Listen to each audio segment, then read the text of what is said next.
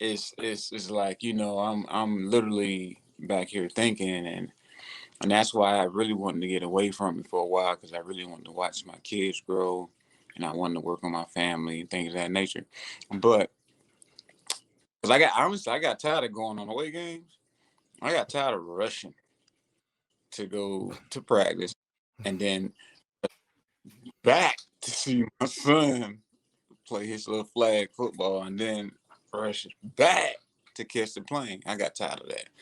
Yeah. And people don't understand that once that happened, I was like, most people don't retire on their own terms. And if you do that, you are doing something that people don't really understand.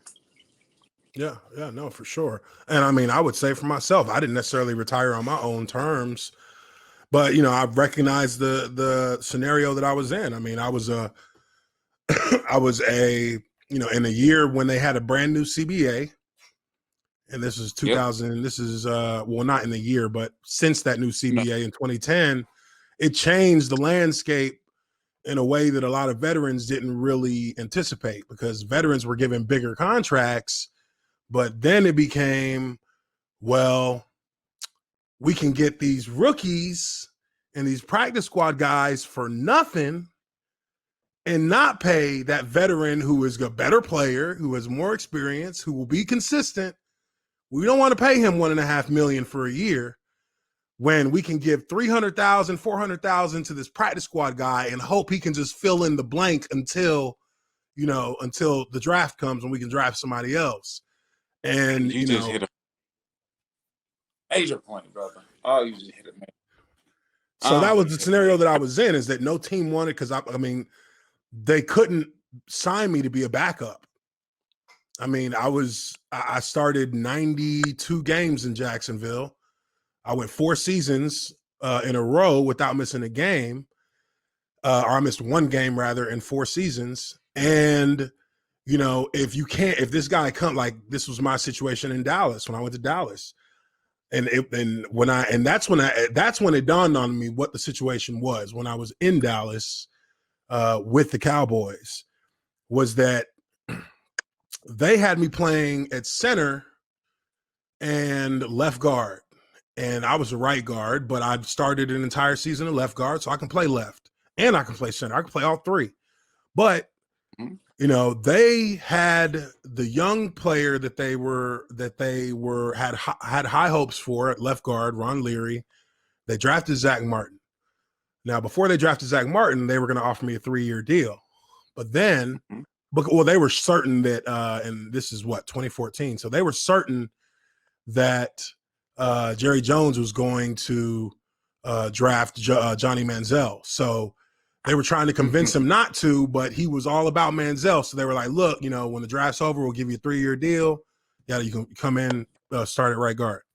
Like, okay, cool. Yeah, because Texas, so of course you're gonna try and look out for Texas. Exactly. And, my agent's from Dallas. My agent knows, he knows Jerry, boom. So I'm like, cool, I'm from Dallas. I'll do that.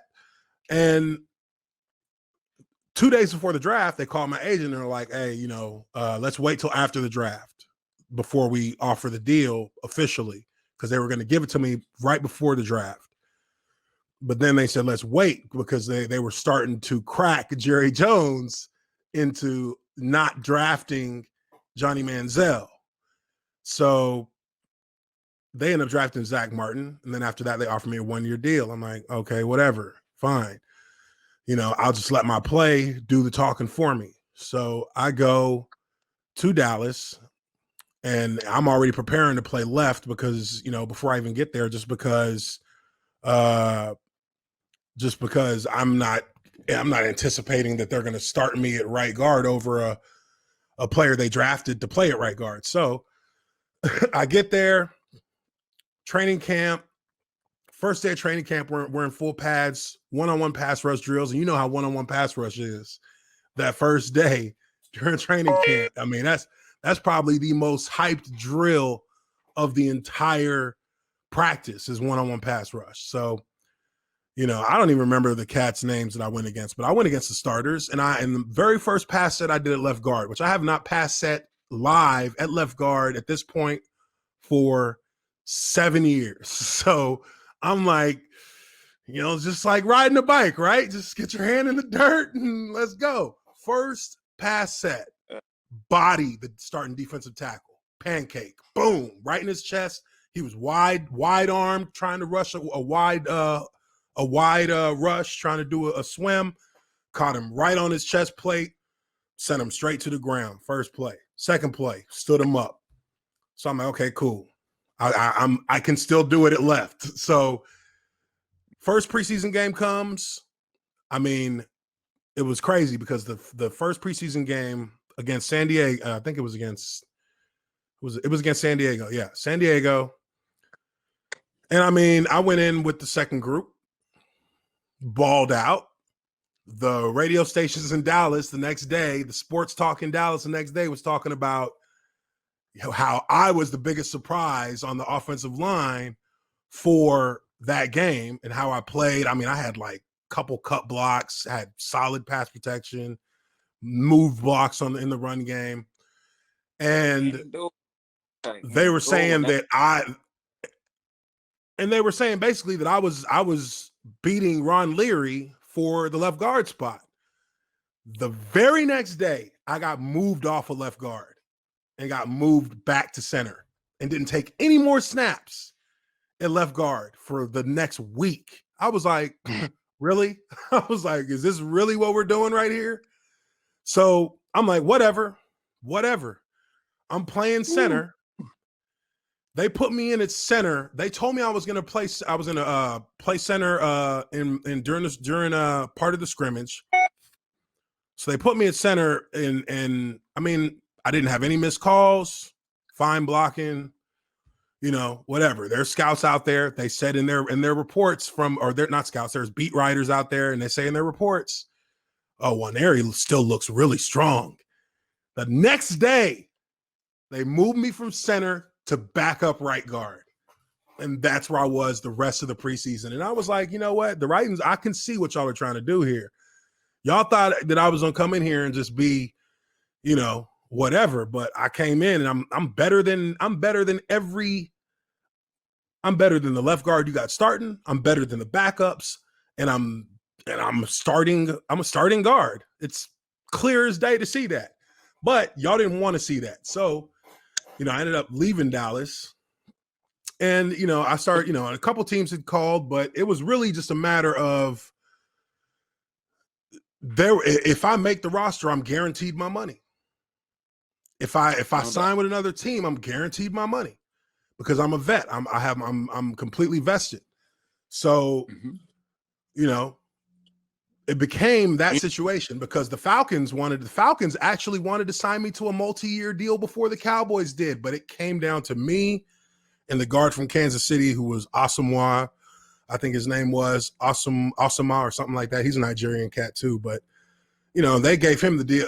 It was the cat they just fired, the GM they just fired. Him and Mike Smith. Mike Smith was the head coach of the Falcons.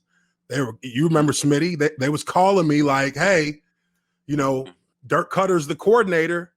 Dirk Cutter was my offense coordinator in Jacksonville for 6 years. So shoot, they was like, Uche knows the offense front to back.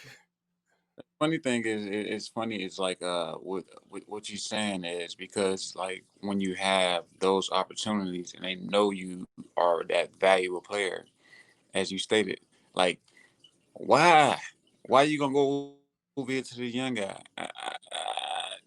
Why are you being cheap? Yeah, we growing pains here, bro. We trying to win, ships. You trying to win right? If you're trying to win right now, get players who already know how to play well. Like Dimitrov overruled Mike Smith. Mike Smith wanted to sign me in free agency over the guard they picked from Kansas City that they gave like a 4 or 5 year deal to. Dimitrov over because I guess they went back and forth on it.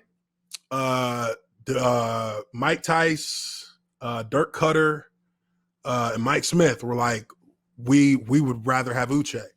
And Dimitrov was like, nah, we're going to go with Kansas City. You talking exactly what my situation was because I was sitting there, with Gus Bradley. and everybody like that is like, yo, okay, well, I had some people get mad because I had one day off a week. That's all because of what happened to my leg when I was a rookie. So they was Mm-hmm. making sure I took care of me so I don't get hurt, to make sure I'm good to go, because in order to get that kind of trust, that means they know for a fact up here you're good Yeah. athletic side. You get what I'm saying? Like that part They don't just even don't want to matter. pay you. Like it didn't have nothing to do with my physical. Like they just didn't want to pay me.